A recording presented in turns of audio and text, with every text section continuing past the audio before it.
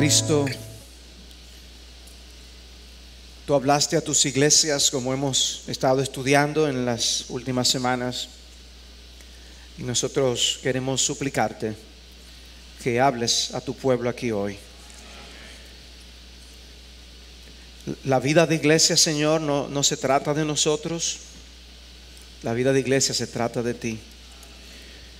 Concédenos poder tener la concepción de la iglesia que tú tienes, que nosotros podamos vivir para tu gloria, y que tú, que eres el exaltado, seas exaltado en toda nuestra manera de vivir. ¿Cuánto te necesitamos, Señor, para hacer lo que nos has llamado a hacer? La vida de iglesia no es meramente lo que hacemos aquí los domingos. Es todo lo que hacemos representándote como pueblo tuyo en todo lugar. Háblanos, Señor, y muévenos a ser la iglesia que tú quieres que seamos. Señor, háblanos. Te lo pedimos de lo profundo del corazón, conscientes de nuestra debilidad, pero también de tu poder. Amén. Apocalipsis capítulo 3, versículos 14 al 22. Apocalipsis capítulo 3, versículos 14 al 22. Vamos a estudiar la última de las cartas a las 7 iglesias. Y dice esta porción así: y escribe al ángel de la iglesia en Laodicea: el amén, el testigo fiel y verdadero, el principio de la creación de Dios, dice esto: yo conozco tus obras, que ni eres frío ni caliente. Ojalá fueras frío o caliente. Así, puesto que eres tibio y no frío ni caliente, te vomitaré de mi boca. Porque dices: soy rico, me he enriquecido y de nada tengo necesidad. Y no sabes que eres un miserable y digno de lástima, y pobre, ciego y desnudo. Te aconsejo que de mí compres oro refinado por fuego, para que te hagas rico, y vestiduras blancas para que te vistas y no se manifieste la vergüenza de tu desnudez, y colirio para ungir tus ojos, para que puedas ver. Yo reprendo y disciplino a todos los que amo. Sé pues celoso y arrepiéntete. Y aquí yo estoy a la puerta y llamo. Si alguno oye mi voz y abre la puerta, entraré a él y cenaré con él y él conmigo. Al vencedor le concederé sentarse conmigo en mi trono, como yo también vencí y me senté con mi Padre en su trono. El que tiene oído, oiga lo que el Espíritu dice a las iglesias. De las 7 iglesias, las personas tienden a recordar muy particularmente 2 de ellas. La primera que nosotros estudiamos, que es la iglesia de Éfeso, la iglesia a la que Cristo le dijo que tú has dejado tu primer amor.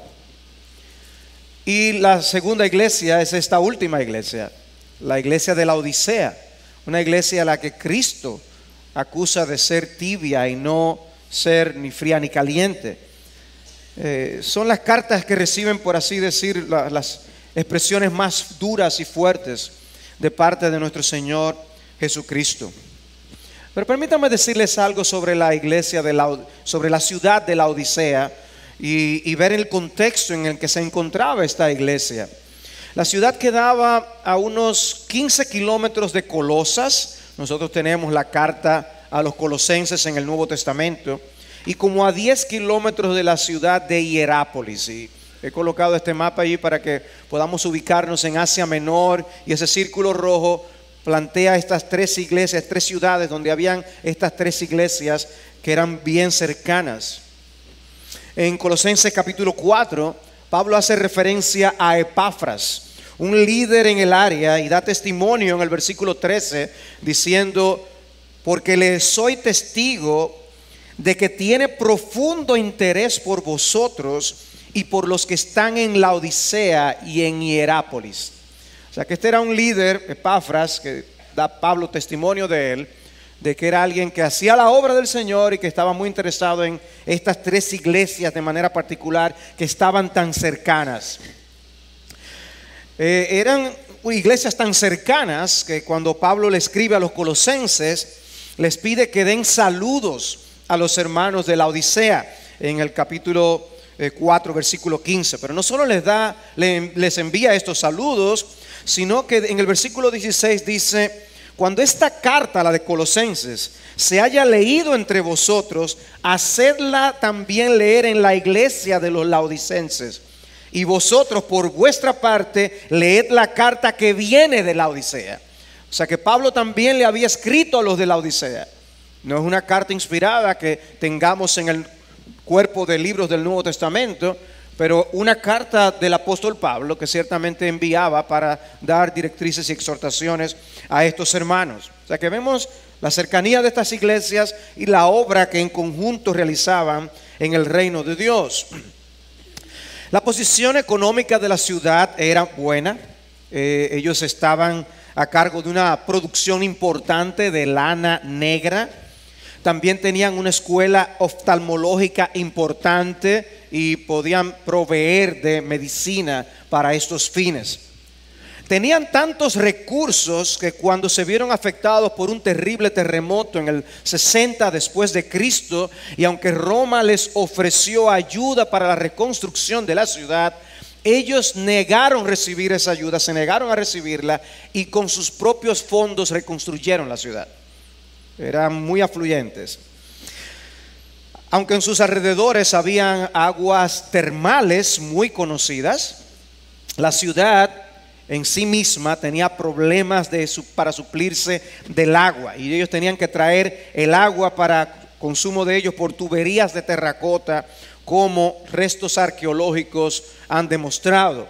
Y además de tener un agua contaminada, ya para el momento cuando el agua llegaba a donde ellos era un agua tibia y muy desagradable para beber.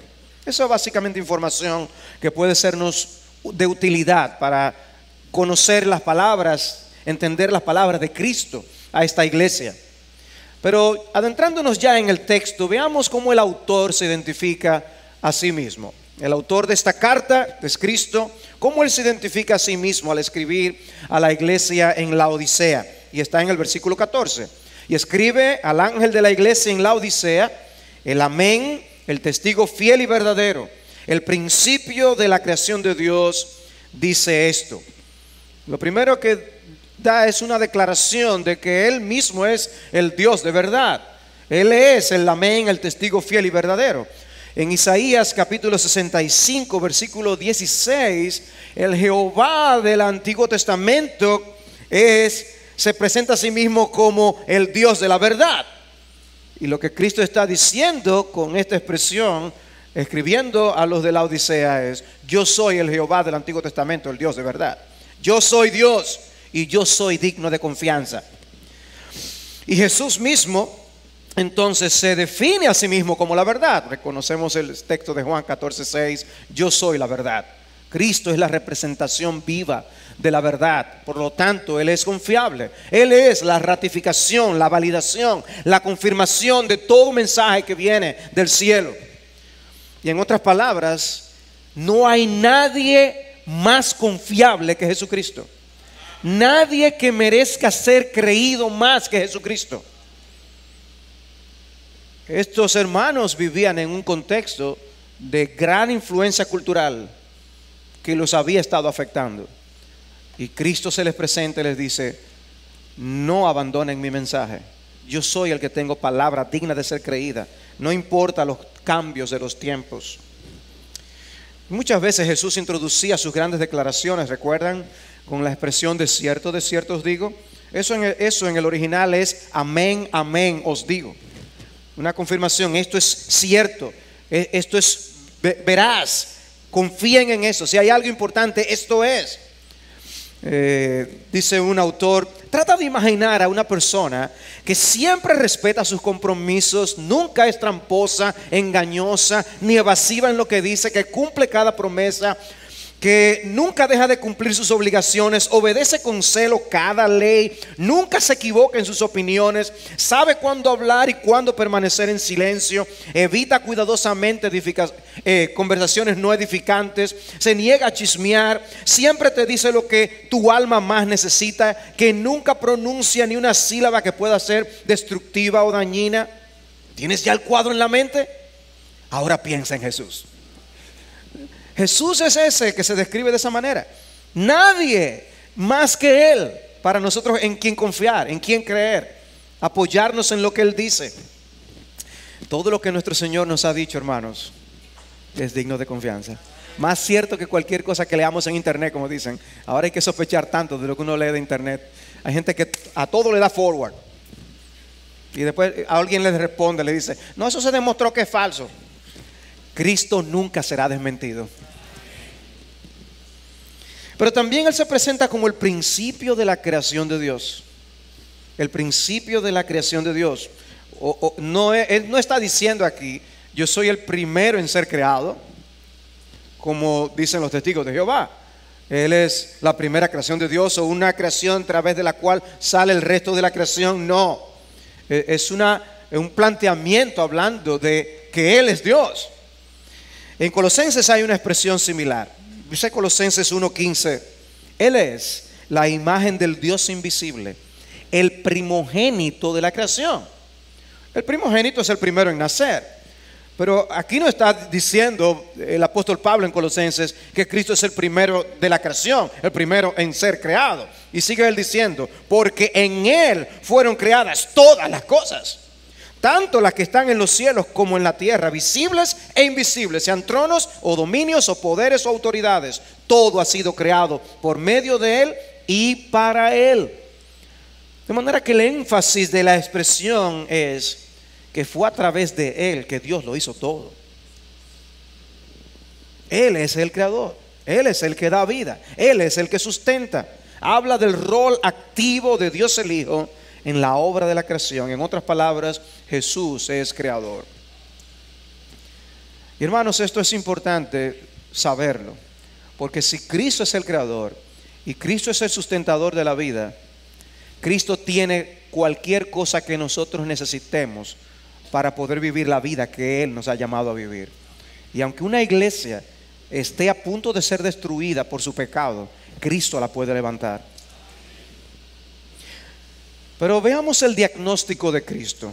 ¿Qué diagnóstico da Cristo de esta iglesia? Se toma la muestra de sangre, la pasa por los rayos X. Y ¿qué hay en esta iglesia? Si pasamos esta iglesia por rayos X, ¿qué encontramos? Dice el versículo 15, allí encontramos el diagnóstico infalible. Yo conozco tus obras, que ni eres frío ni caliente. Ojalá fueras frío o caliente. Así, puesto que eres tibio y no frío ni caliente, te vomitaré de mi boca. Porque dices: soy rico, me he enriquecido y de nada tengo necesidad. Y no sabes que eres un miserable y digno de lástima, y pobre, ciego y desnudo. Primero tenemos la evaluación que hace Jesús en los versículos 15 al 16. En los versículos 15 al 16 son palabras directas. Yo conozco tus obras. Y Jesús directamente dice lo que hay. Esta es tu realidad. El examen médico de esta iglesia reveló un mal terrible. Y una de las cosas que salta a la vista al leer esta carta de Cristo a la iglesia en la Odisea es que no contiene ninguna nota de alabanza. Hemos estudiado las cartas a otras iglesias y vemos que Cristo les habla, les alaba por algunas cosas y luego les reprende por otras. Pero aquí no hay ninguna nota de alabanza.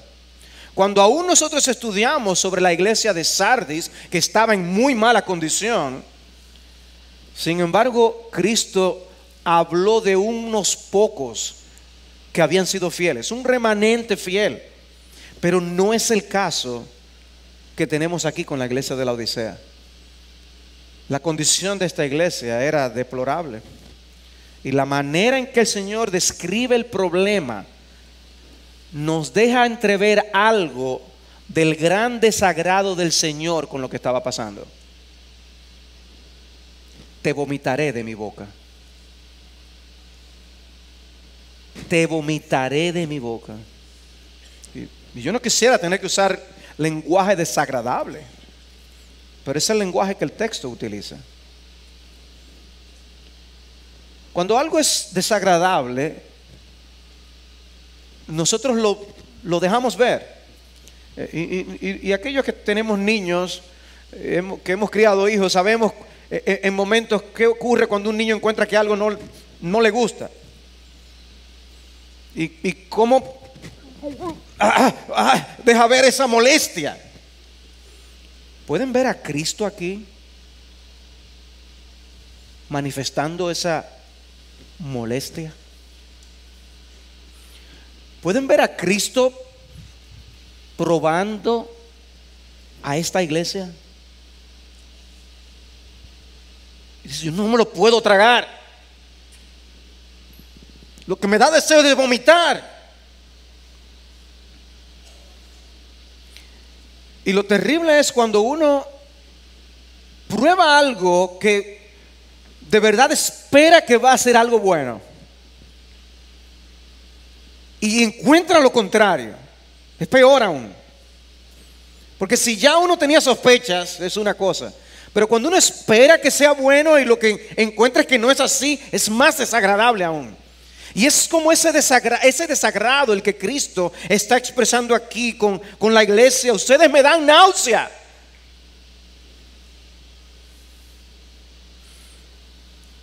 Y uno se pregunta: ¿y por qué dice Jesús que él hubiera preferido que ellos fueran fríos o calientes? ¿Qué es lo que está diciendo él aquí? Está él diciendo, si fueran calientes, obviamente ustedes están ardiendo por mí. Eso es fantástico. Pero fríos, ¿cuál es la expresión? ¿Qué es lo que quiere decir Jesús con que es mejor que hubieran sido fríos? ¿Es que ser fríos es algo bueno? ¿Es ser caliente es equivalente a simplemente tener fervor y el ser frío es equivalente a no tener fervor? Y hay algo de esto, pero no me parece que el Señor lo que quiere decir con exactitud es eso en ese sentido. No creo que Cristo hable de estar frío como si fuera algo bueno. No, el Señor está usando un lenguaje que ellos conocían. La existencia de esas aguas termales muy calientes de Hierápolis eran usadas para fines medicinales. Eran muy buenas. No sé si ustedes han estado en algunas aguas termales, pero en los lugares donde hay aguas termales hay piscinas con diferentes temperaturas. Y van diciendo: esta piscina tiene temperatura a tanto, esta otra piscina tiene temperatura a tanto. Y las personas pueden ir cambiando de temperatura, después subiendo, luego bajando hasta que vuelven a refrescarse de nuevo. Es algo terapéutico. Pero no es un agua para beber. El agua que ellos recibían para su uso no era fresca. También ellos recibían agua porque no tenían para su propio consumo, pero la que recibían no la podían tomar. Era caliente. No sé si ustedes abren a veces la llave de la casa y dependiendo de por dónde venga la tubería que alimenta el agua, a veces el agua está bien caliente por el sol que le está dando a una pared. Bueno, me imagino que algo así podía estarle pasando a esta agua que ellos recibían y no era una temperatura para disfrutar lo que estaban recibiendo. El punto es, ni era medicinal, ni era refrescante. Ustedes son tibios. Ustedes no cumplen el propósito para el cual yo les he colocado como iglesia. Ustedes ni curan, ni alimentan, ni sacian. No se dice que tuvieran una actitud hostil al Señor, pero era como si hubieran venido a ser una sal que no sala. Habían perdido su sabor. Era una luz que no iluminaba. No estaban brindando agua fresca para los cansados, el agua fresca del evangelio, ni estaban ayudando a los enfermos espirituales con el agua caliente.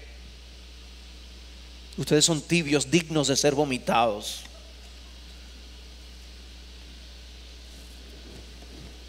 Habían perdido la esencia de lo que es ser iglesia. Cristo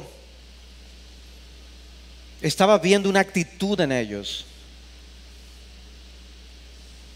que para los fines de las personas en el mundo a su alrededor parecía excelente, pero para los fines del reino de Dios les llevaba a ser un cero a la izquierda. Con el pueblo de Israel ocurrió algo similar. En el profeta Oseas, en el capítulo 6, el Señor le habla a Efraín, Israel, el reino del norte. Le dice: ¿qué haré contigo, Efraín? ¿Qué haré contigo, Judá? Porque vuestra lealtad es como nube matinal y como el rocío que temprano desaparece. Ustedes parecen que son algo bien, pero de repente se desvanece y no son nada. Es muy bonito el rocío que uno pueda ver en un terreno, ¿no? Pero al rato uno va y ya no está ahí. Dice: así es la lealtad que ustedes tienen hacia mí. Son cosas de momenticos. Por tanto, dice él, los he despedazado por medio de los profetas, los he matado con las palabras de mi boca. Los juicios sobre ti son como la luz que sale, porque más me deleito en la lealtad que en el sacrificio. Dice: ¿qué es lo que yo quiero? ¿Que ustedes me traigan sacrificios a mí? ¿Acaso yo necesito animales? Yo lo que quiero es vuestro compromiso conmigo, vuestra lealtad y obediencia, la piedad del corazón. Dice: yo me deleito más en el conocimiento de Dios que en los sacrificios y holocaustos. La evaluación que hace Cristo de esta iglesia es lamentable. Pero la situación se pone peor cuando Cristo presenta cuál era la autoevaluación que ellos se hacían. La evaluación que ellos se hacían a sí mismos en el versículo 17. Ahí en el versículo 17 el Señor cita que ellos pensaban de sí, porque dices: soy rico, me he enriquecido y de nada tengo necesidad, y no sabes que eres un miserable y digno de lástima y pobre, ciego y desnudo. Cristo pensaba una cosa, ellos pensaban otras. Soy rico, me he enriquecido, de nada tengo necesidad. Ellos estaban felicitando a sí mismos. Ellos estaban entregando una placa para ellos mismos. He aquí un trofeo para nosotros mismos.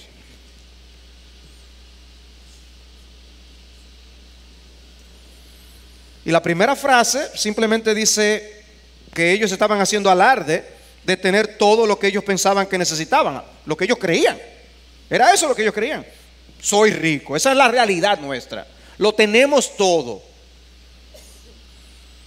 Pero la segunda frase añade un elemento de soberbia todavía mayor. Ese estado es el resultado de lo que nosotros hemos logrado. Nos hemos enriquecido. Nosotros nos llevamos a ese punto. Ustedes se imaginan que para celebrar nuestro 40 aniversario esa sea la nota que nosotros digamos. Es para que caiga un solo rayo del cielo. En Oseas 12, el mismo libro de Oseas, Israel es nuevamente reprendido. Y el Señor le acusa de alimentarse de viento y de perseguir el viento. Dos actitudes muy productivas. Comer aire y caerle atrás al viento. Y el Señor entonces le dice: la opinión, sin embargo, que ustedes tienen es otra. Y dice Oseas 12:8. Y Efraín ha dicho: ciertamente me he enriquecido.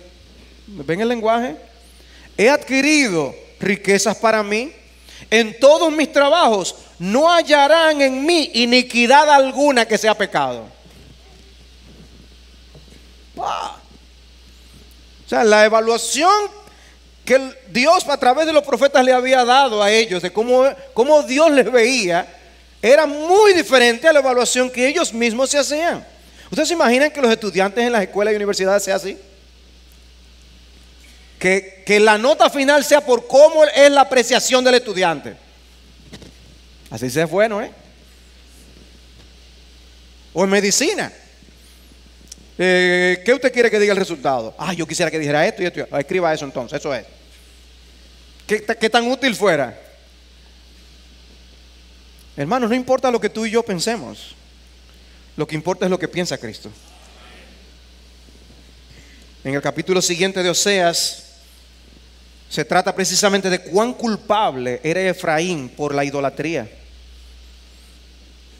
Eran bien culpables, como era culpable la iglesia de la Odisea. Y Cristo le dice: no, ustedes son miserables, dignos de lástima, pobres, ciegos y desnudos. Hermanos, no es una de las cosas más tristes el estar autoengañados. Una persona que se crea que está bien y no lo está. Un enfermo que crea que está sano y no lo está. No es de lo más deplorable estar autoengañados. Ellos habían terminado confundiendo las riquezas materiales que ellos disfrutaban en su ciudad con las espirituales. Lo que nos recuerda de paso el gran peligro que son las riquezas o el amor a las riquezas para un creyente. Pablo le escribe a Timoteo, que ministraba en la ciudad de Éfeso, y Pablo le dice en 1 Timoteo 6:9: los que quieren enriquecerse caen en tentación y lazo y en muchos deseos necios y dañosos que hunden a los hombres en la ruina y en la perdición. Porque la raíz de todos los males es el amor al dinero, por el cual, codiciándolo algunos, se extraviaron de la fe y se torturaron con muchos dolores. O sea, Pablo les explica el gran peligro que es el amor al dinero y a las riquezas. Tienen sus riesgos, sus grandes riesgos, y los de la Odisea fueron severamente heridos por ese problema. Pero hermanos, este tipo de pasajes como el que yo acabo de leer de 1 Timoteo es el tipo de pasaje que se nos dificulta creer. Se nos hace difícil aceptar que realmente sea tan malo el amor al dinero, porque la impresión es que eso hace tanto bien. Pensamos que otros pueden correr ese peligro, pero nosotros no. Pero Pablo les dice: en lugar de querer ser ricos, Timoteo instruye a los hermanos de la congregación que tienen que ser ricos en buenas obras, que es otro tipo de riqueza detrás de la cual nosotros debemos andar. Ellos estaban satisfechos consigo mismos, muy complacidos. Hermanos, la complacencia personal, la satisfacción con el crecimiento ya alcanzado es incompatible con un espíritu de dependencia del Señor. Si pensamos que hemos llegado, no nos esforzaremos por más, no clamaremos por más. Pensamos que llegamos. Pero ¿qué dice Pablo en Filipenses 3? Hermanos, el apóstol Pablo: yo mismo no considero haberlo ya alcanzado, pero una cosa hago, olvidando lo que queda atrás y extendiéndome a lo que está delante, prosigo hacia la meta para obtener el premio del supremo llamamiento de Dios en Cristo Jesús. No podemos estar satisfechos con el nivel de cristianismo alcanzado. No podemos estar satisfechos con el conocimiento de Cristo que tengamos. Tenemos que buscar más de Cristo. Y esto nos lleva a la prescripción. Ese es el diagnóstico, un diagnóstico bien deplorable. Pero veamos qué dice el gran médico. ¿Qué les dice el gran médico? Imagínate que tú estás tratando a un enfermo así. Porque los médicos saben, hay enfermos y hay enfermos. Hay casos y hay casos. Hay casos que dicen: bueno, ¿y ahora qué yo hago? Que hasta los médicos dicen: hay que ir a buscar a los casos del libro, chequear, a ver, consultar con otro, a ver. Son difíciles. Bueno, el caso de la Odisea está duro. Versículo 18: te aconsejo que de mí compres oro refinado por fuego para que te hagas rico, y vestiduras blancas para que te vistas y no se manifieste la vergüenza de tu desnudez, y colirio para ungir tus ojos para que puedas ver. Yo reprendo y disciplino a todos los que amo. Sé pues celoso y arrepiéntete. Y aquí yo estoy a la puerta y llamo. Si alguno oye mi voz y abre la puerta, entraré a él y cenaré con él y él conmigo. Jesús les hace 3 llamados a ellos. El primer llamado que Jesús les hace en el versículo 18, un llamado a suplirse de los recursos de la gracia. Un llamado a suplirse de los recursos de la gracia. En el versículo 18 les dice: compren 3 cosas: oro refinado, vestiduras blancas, colirio. Oro refinado para que sean verdaderamente ricos. Vestiduras blancas para cubrir la desnudez en la que estaban realmente. Colirio para ungir los ojos y puedan ver la realidad. No están viendo las cosas bien ustedes. El Señor les acaba de decir que son unos pobres miserables. Ustedes son unos destituidos, mendigos. Y ahora les dicen: pero yo tengo una medicina que ustedes tienen que comprar. ¿Tienen o no tienen? ¿Son pobres o son ricos? Nos dices pobres y ahora quiere que compremos. ¿Qué está diciendo? ¿Qué está haciendo el Señor? ¿Y con qué vamos a comprar? No, precisamente ustedes no tienen con qué comprar. Pero yo soy el que tengo esos recursos. El propósito es hacerles conscientes de su necesidad y de que el único que las puede suplir es Él. Yo soy el que tengo esas medicinas, esos aditamentos para solucionar el problema. Ustedes no tienen ni siquiera con qué comprarlo. ¿Qué debe hacer alguien en un momento así? Nosotros vemos lo que hacen los enfermos cuando están destituidos. Están dispuestos a pedir y a hacerse mendigos, aunque hubieran vivido de otra forma todo el tiempo antes. La necesidad, ¿no? Tiene cara de hereje, como decimos. Pero ¿recuerdan ustedes qué cosas había en abundancia en la Odisea? Las riquezas. Había en abundancia. Eran conocidos por las telas negras de lana. Eran buenos en medicina oftalmológica. Y es precisamente en esas 3 áreas que ellos más estaban necesitados espiritualmente. Compren de mí oro fino para que sean ricos de verdad, la verdadera riqueza. Compren la mejor tela, las vestiduras blancas y relucientes de la santidad. Compren de mí la mejor medicina para los ojos, para que puedan ver cómo las cosas realmente son. La cultura los había arropado, la buena vida les había afectado. Estaban indiferentes a las cosas en las que debían ser lo más sensibles. Y estaban sensibles en las cosas de las que ellos debían ser indiferentes. Se veían autosuficientes, pero tenían que hacerse conscientes de la gran necesidad que tenían de los recursos espirituales que solamente se encuentran en Cristo. Hermanos, no existe un área en la que eso se haga más evidente que con nuestras vidas de oración. Si hay algo que demuestra qué tan conscientes estamos de nuestra necesidad, es que tanto vamos al trono de la gracia para el oportuno socorro. No oramos porque no sentimos que necesitamos. Y muy probablemente los de la Odisea no decían expresamente que no tenían necesidad de nada, pero vivían así. Cristo los conocía tan bien que les está diciendo: ustedes viven como si no necesitaran nada de mí. Hermanos, ¿cómo vivimos nosotros? ¿Puede Cristo decir que nosotros vivimos muy conscientes de cuánto necesitamos de Él? En la manera como nos desenvolvemos, y ni siquiera el énfasis aquí es nuestras vidas individuales. Recuerden, esta es la iglesia a la que Cristo está hablando. Es el impacto de la iglesia lo que se estaba siendo reflejado aquí. Cómo la iglesia estaba viviendo de una manera autosuficiente. ¿Qué tan conscientes estamos de cuánto necesitamos de los recursos de la gracia?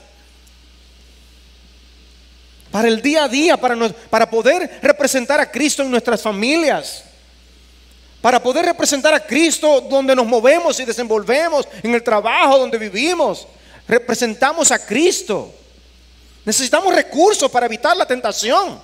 Necesitamos recursos espirituales para poder dedicarnos enfocados a aquello que debemos estar enfocados. Pero tenemos tantas distracciones, vivimos satisfechos y como si no tuviéramos necesidad. Y no nos encontramos en el trono de la gracia, clamando, suplicando la gracia que tanto necesitamos. Oh Señor, si la realidad tuya es esa, si la realidad de tu familia es esa, si la realidad de la iglesia es esa, si la realidad de nuestra ciudad, de nuestro país es esa, no deberíamos vernos más en el trono de la gracia suplicando: Señor, ayúdanos, envía tu auxilio, necesitamos tu gracia, capacítame, Señor, ten misericordia, salva a mis hijos, oh Dios, ven y entra tu viento recio en la iglesia y sacúdenos, permítenos vivir para ti, clamando al Señor, los cultos de oración, nosotros llenos aquí, humillados en la presencia del Señor, suplicando lo que no tenemos ni merecemos. Autosuficientes.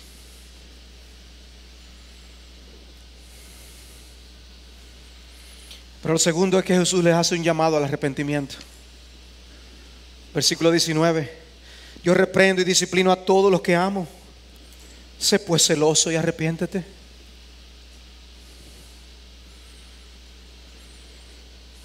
Hermanos, no es posible ser hijos de Dios y no experimentar la disciplina amorosa pero dolorosa de nuestro Padre Celestial. No es posible ser hijos de Dios y no experimentar la disciplina amorosa pero dolorosa de nuestro Padre Celestial. Cristo está diciendo: yo reprendo y disciplino a todos los que amo. Hoy día hay una visión de la disciplina paternal que la separa completamente del amor. Pero una cosa es el abuso que muchos cometen contra sus hijos. No estamos hablando de eso aquí. Y otra muy distinta es la disciplina y el castigo amoroso que los padres deben administrar hacia sus hijos. Yo reprendo y disciplino a todos los que amo. ¿Alguien podría acusar a Dios de abusador? Y esta afirmación es ampliada y explicada en un texto como Hebreos capítulo 12. Dice en Hebreos capítulo 12, versículos 5 al 8: habéis olvidado la exhortación que como a hijos se os dirige. Hijo mío, y cita aquí el Antiguo Testamento, no tengas en poco la disciplina del Señor, ni te desanimes al ser reprendido por Él. Vivimos en una generación que no está acostumbrada a la reprensión, que las cosas negativas ocurran en la vida. No estamos las personas preparadas para enfrentar las cosas negativas de la vida. Si no, no te desanimes al ser reprendido por Él, porque el Señor al que ama disciplina y azota a todo el que recibe por hijo. Cristo está usando la Escritura. Es para vuestra corrección que sufrís. Dios os trata como a hijos, porque ¿qué hijo hay a quien su padre no discipline? Pero si estáis sin disciplina, de la cual todos han sido hechos participantes, entonces sois hijos ilegítimos y no hijos verdaderos. Más claro de ahí es difícil expresar. Dios disciplina a todos sus hijos y lo hace con amor y por amor. Una vida libre de dolores es de los hijos ilegítimos. ¿Ven el punto? Cristo reprende, Cristo disciplina. Cristo se mete en la vida de sus iglesias. Él está interesado en sus iglesias, en lo que pasa y no ocurre. Por eso estas cartas, independientemente de la condición en que se encontrara la iglesia, Cristo le hablaba a la iglesia. Cristo habla a sus iglesias. Cristo trata con sus iglesias. Luego el autor de Hebreos nos habla de la naturaleza dolorosa de esa disciplina. Al presente ninguna disciplina parece ser causa de gozo, sino de tristeza. Sin embargo, a los que han sido ejercitados por medio de ella, les da después su fruto apacible de justicia. Hay frutos. Al principio es doloroso, en el momento es doloroso. Imagínense que nosotros le preguntáramos a los niños su opinión de si debía haber o no disciplina. Tendríamos una conclusión unánime de que no debe haber. Es doloroso.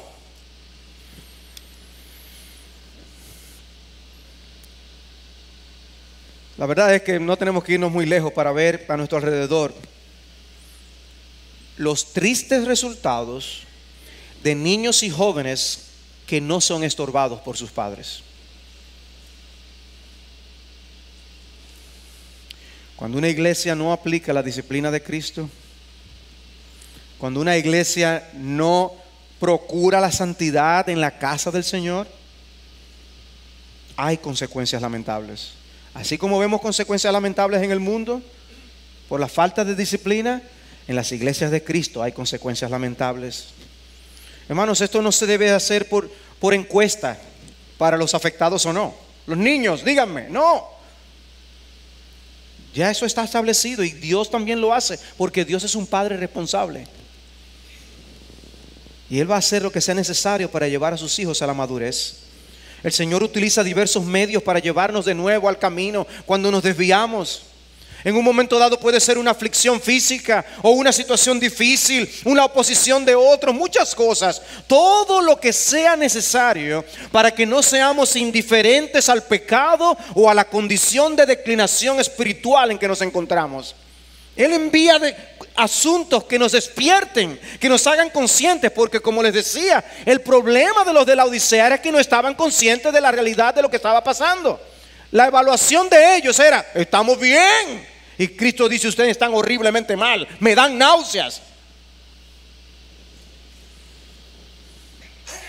Y esta es la materia del currículo que uno quisiera tener que evitar, pero que es imposible perder para poder llenar todos los requisitos del curso de la vida de los hijos de Dios. La materia de la disciplina de Dios es absolutamente esencial para la madurez espiritual. El apóstol Pablo, Dios le dio unos privilegios al apóstol Pablo, y Dios le llevó al tercer cielo, cuenta él. ¿Ustedes se imaginan? Sin embargo, dice él mismo en 2 Corintios 12:7, y dada la extraordinaria grandeza de las revelaciones, él mismo dice: no todo el mundo recibe eso que yo vi. Por esta razón, para impedir que me enalteciera, todavía no se había enaltecido, pero para impedir que se enalteciera, me fue dada una espina en la carne, un mensajero de Satanás que me abofetee para que no me enaltezca.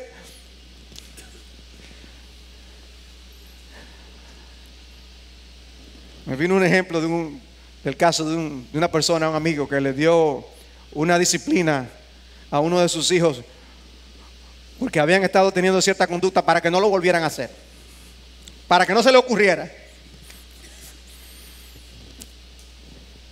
A Pablo lo disciplinaron para que ni se le ocurra.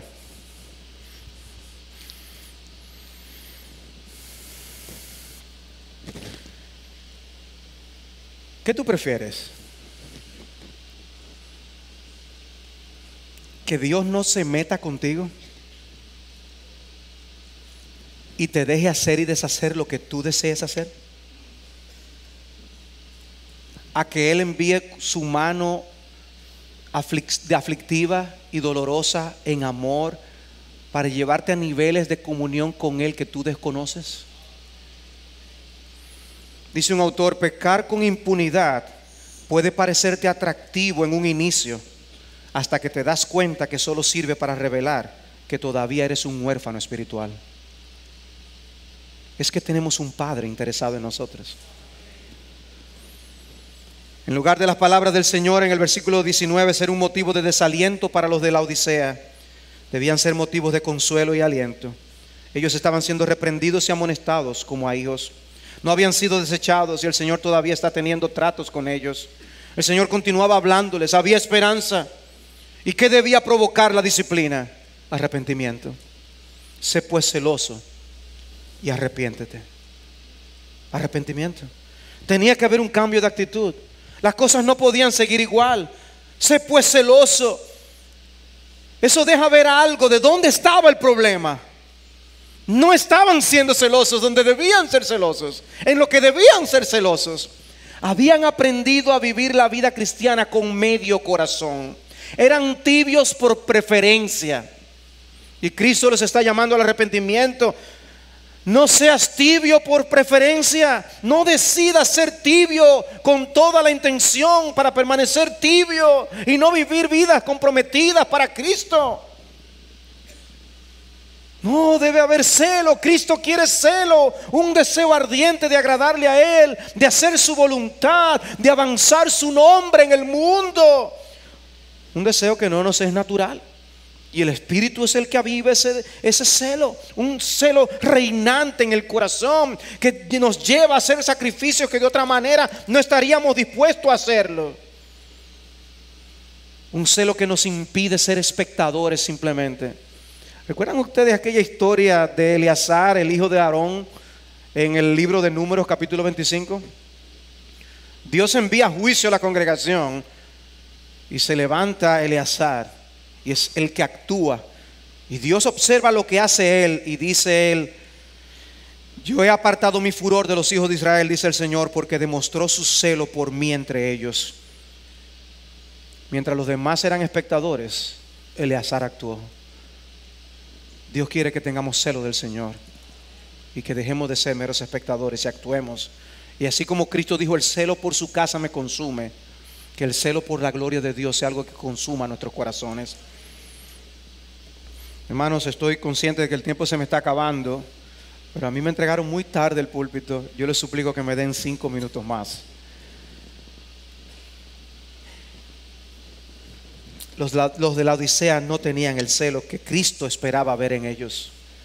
Y el arrepentimiento, el verdadero arrepentimiento, se iba a evidenciar si ellos cambiaban esa frialdad y tibieza en la que se encontraban.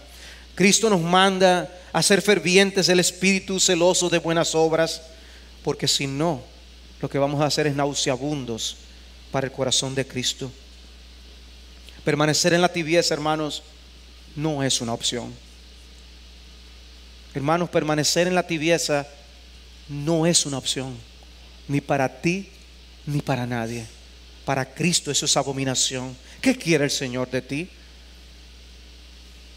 Que tú le des medio, la mitad de tu corazón. No, Él quiere tu corazón completo. Jesús no quiere tus cosas. Jesús no quiere parte de tu tiempo. Jesús no quiere parte de tu dinero. Jesús no quiere que tus dones simplemente. Él te quiere a ti. Él quiere todo tu corazón. Decía Packer muy sabiamente que el verdadero arrepentimiento solo comienza cuando uno sale de lo que la Biblia llama el engañarse a uno mismo. Recuerden, ¿qué pasaba con los de la Odisea? Que se estaban engañando a ellos mismos, dándose su propia autoevaluación. Dice, y de lo que los consejeros más modernos llaman negación. Pasar de ahí a lo que la Biblia llama convicción de pecado. Debe haber sentir por vivir de una manera en la que nos quedemos cortos de lo que Cristo espera, de manera que dejemos las excusas y las justificaciones. El arrepentimiento debe ser para ti más doloroso que la disciplina que el Señor utilizó para abrir tus ojos a tu condición. Más doloroso el arrepentimiento. Por eso la Biblia lo llama un quebrantamiento del corazón. Y el fruto de ese arrepentimiento será un movimiento claro del alma en contra del pecado que te tenía atrapado, en dirección contraria a la falta de celo en las cosas de Dios, a la tibieza que te han caracterizado hasta entonces. Criticamos la actitud de Faraón cuando respondió a la pregunta de Moisés de cuándo quería que le quitara la plaga de ranas que habían invadido a Egipto. Él dijo: mañana. Porque otros parecen responder a la pregunta: ¿cuántas ranas te quito? Oh, quítame la mitad. No, hermanos, que cuando pidamos a Dios en arrepentimiento que nos perdone, sea porque queramos que Él quite toda maldad y corrupción del corazón. Pero en tercer lugar, Cristo les dice en el versículo 20, les hace un llamado a cenar con Él. Y hermanos, para mí esta es la parte más hermosa de esta carta. He aquí, yo estoy a la puerta y llamo. Si alguno oye mi voz y abre la puerta, entraré a Él y cenaré con Él y Él conmigo.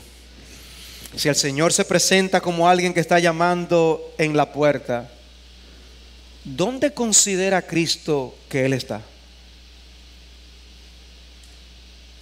con relación a la iglesia? ¿Afuera? ¿No es así? De algún modo Él se ve fuera de la iglesia. Quizás si hubiéramos preguntado a los de la Odisea que dónde figuraban ellos que estaba el Señor, habrían dicho que dentro. Pero el Señor se ve fuera, Él se visualiza fuera, dando voces y llamando a ver si hay alguien dentro que le abriera. ¿Hay alguien ahí? ¿Aló? ¿Me escuchan? Si alguien me abre, yo entraré y cenaré con Él. Eso habla de un deseo de tener comunión y de intimar más, amados hermanos. Cristo se veía excluido, se sentía distanciado. Realmente a la iglesia le faltaba lo más importante. ¿Hay alguien allí que me abra? ¿Qué iglesia en su sano juicio dejaría a Cristo fuera? Pero ellos no se habían dado cuenta de que Cristo estaba fuera. Déjenme entrar. Yo quiero estar allí dentro. Si alguno oye mi voz y abre la puerta, yo entraré y cenaré con Él. Habla de intimidad, habla de un momento especial de comunión con Cristo. ¿De quién es el privilegio? Oh hermanos, podemos estar tan entretenidos en nuestros asuntos, hasta ocupados con las cosas de la iglesia misma, que hayamos dejado de escuchar la voz de Jesús. ¿Estás oyendo a Jesús llamando hoy? Si ya tú piensas que conoces a Cristo lo suficiente, si piensas que ya lo amas lo suficiente, si realmente no te estás esforzando por tener más de Él y gozar más de Él, no vas a abrirle la puerta. Algunos ven este texto como simplemente un versículo bueno para evangelismo, pero ese no es el punto, mis amados hermanos. No que no lo podamos aplicar, pero ese no es el punto. ¿Sabían ustedes que hay personas que comen juntas estando en lugares separados? Con los celulares. Entonces decían, ¿y qué? ¿Cómo está la comida? Y el otro está hasta en otro país comiendo juntos. Así es que a veces vemos la comunión con Cristo. Cristo fuera y nosotros adentro. No. Una iglesia puede perder su razón de ser y comenzar a ser vida de iglesia mientras Cristo está lejos. Podemos hacer banquetes entre nosotros mismos y Cristo está fuera. Y es cierto que es muy buena la comunión los unos con los otros, pero hermanos, lo más importante es Cristo. No podemos perder de vista que lo más importante de la vida de la iglesia es Jesús mismo. Cuando venimos a los cultos es buena la comunión y nos exhortamos unos a otros, pero no podemos perder de vista que estamos ante Cristo para alimentarnos de Cristo, para conversar con Cristo, para proclamar a Cristo, cantar a Cristo. Oh, ese himno vino a mi mente mientras preparaba este mensaje. Quiero de Cristo más saber, más de su dulce amor tener, más de su gracia demostrar, más de su salvación gozar.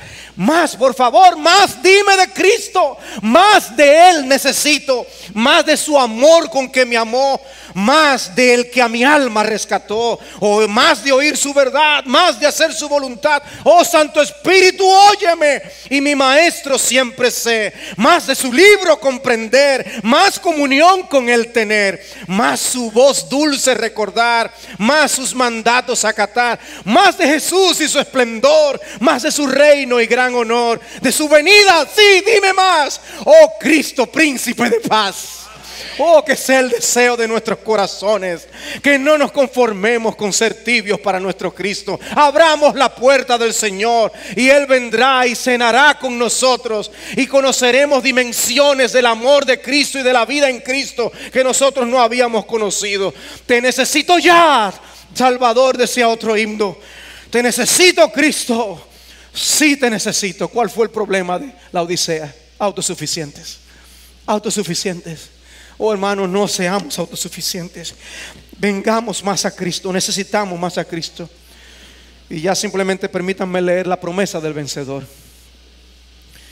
Versículos 21 y 22. Al vencedor le concederé sentarse conmigo en mi trono, como yo también vencí y me senté con mi Padre en su trono. El que tiene oído, oiga lo que el Espíritu dice a las iglesias. ¿Observaron algo? Cristo dice, yo vencí. Y Él te dice, ¿quieres tú vencer conmigo? ¿Quieres tú vencer conmigo? Hermanos, qué panorama tan triste para una iglesia. Y Cristo les invita, sean vencedores conmigo. No hay por qué quedarse donde estamos. Hay espacio para ir adelante, pero para hacerlo tiene que ser con Cristo. El que tiene oídos para oír, oiga.